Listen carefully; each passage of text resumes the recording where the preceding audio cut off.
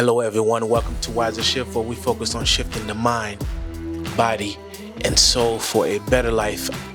And today's video is all about 5 reasons why you should consider prepping or start prepping, or whatever stage that you are in to start prepping.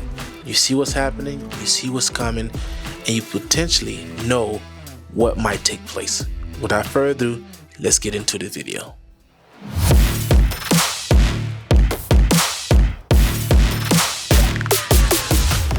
Alright guys, so a lot of people have considered or already start prepping, but if you are considering, here are 5 tips to why you should.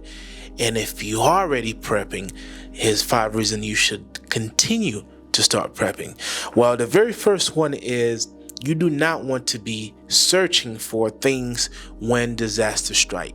When calamity strike, it's not the time for you to be looking for a flashlight or looking for supplies or looking for certain things to help you get through whatever issue that you're dealing with or facing with. So the number one thing you should definitely do is to make sure if your home become uninhabitable, you need to have a bug out bag and ready to leave the premise if you being attacked by intruders or your home rendered unusable. You want to be able to grab your bag and get out of Dodge. So you want to make sure you have your supplies at hand and ready, in good condition and ready to be used, because it's not the time for you to be looking for things, right? All right, so reason number 2, or tip number 2, when you are prepared, you have peace of mind. And what that does is create a good environment and create good morality when you are in a process of surviving, because calamity have strike, or SHTF. Now, having that peace of mind can build morale basically among the group or whomever you are with. Knowing that is great to have, because if you're not prepared and calamity strike, whether it's man-made or a natural disaster, you are in a state of panic. Mistake could be made, and you can cause more problem, right? So having that peace of mind goes a long way, and it helps you get through whatever situation you're currently facing, or whatever calamity that might that I have taken place. And you have that peace of mind, you will be in a greater space, and you will be a steps ahead of many people, because chaos come trouble, and trouble don't result in good times. Just remember that.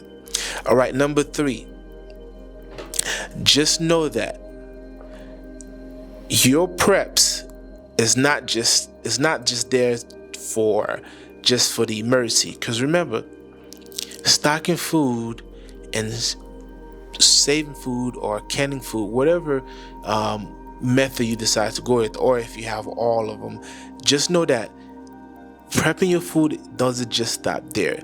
You have to make sure that you have the right amount for whatever potential time that you might need it for. For example, a disaster might last 3 days, it might last a week, it might last a couple of months, or probably up to years, and sometimes indefinitely. We don't know what's around the corner, because we can't predict nothing, but we can see the threat indicators and plan for it. So stockpiling the supplies and food and medical supplies that's necessary, that going to help you get through. Now, perfect example for me, I live in the state of Florida. One thing that I know is guaranteed every year is hurricane season. So prepping for that and stockpiling supplies for that goes a long way, and not waiting till last minute to really get ready for hurricane season. So be ready so you don't have to get ready. So that what I would say for number 3.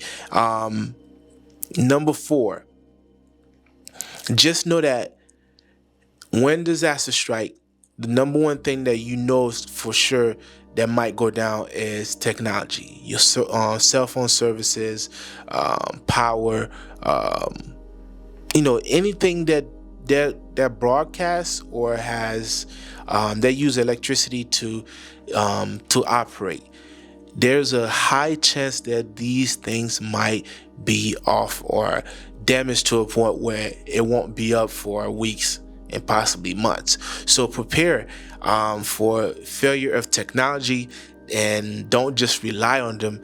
Have alternative and have things in place that will definitely help you get through the times, and things that will help you get certain jobs and certain things done, not dependent on technology overall. Perfect example is, most people think that just because they have access to YouTube or Google and anything like that, those things may not be active or up and ready for use. And if those things go down, a lot of people would not know what to do, and a lot of people who depend on that will have tougher times to get by, because it's not the time where you can just go ahead on YouTube something and see how certain things done, how to build a tent. You better learn how to build a tent now, or how to start a fire. You better learn how to start a fire now. And you have to learn certain skills that it's up here, and you don't have to depend on these technology to get things done. So I would say for number 4, do not rely on the technology. Have alternative way to power them or to keep them in use when time need for them, but do not depend on technology. Use traditional methods that will be in good use no matter what. All right, so number 5, last tip.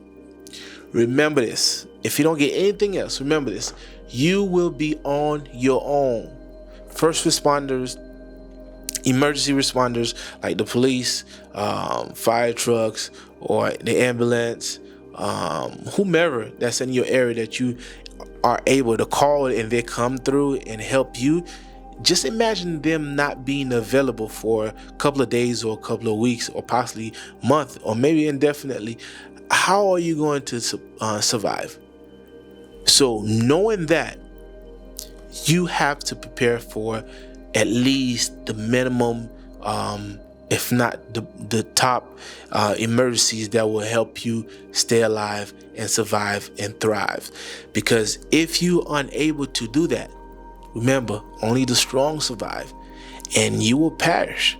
You will get hurt, things will happen, and guess what? Because you lack the preps and the knowledge and the skills to survive, you will not survive. So those are the top 5 reasons or tips that I would definitely share with you guys. If you have not considered starting prepping, or if you have not think about it, it's the time to do so. And if you're already doing it, continue, add to your preps, get better, learn new skills, go out there and apply what you have learned, put the tools that you bought to use, do the things, go out there and put boots on the ground. And the best way to learn is by experience.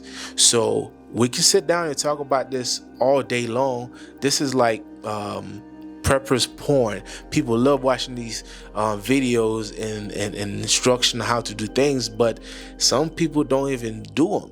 What use does it serve you if you just watch this video and have not considered or at least take action on these things? It's pointless.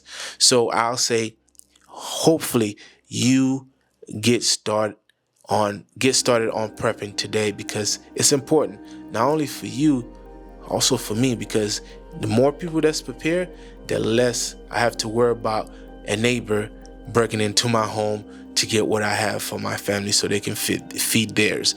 So the more people that can learn these things, the better off you are, because the last thing you need is someone who did not take the time to prep coming after yours. All right, guys, if you find this information useful, consider subscribing, like the video, and share with a family that might, you might save their lives. Because remember, prepping is a state of mind. It's a life journey. The day that you start is better for you and the next person. So thank you for watching this video. I see you guys in the next video. All right. Don't forget, like the video, share it. All right. See you guys next time.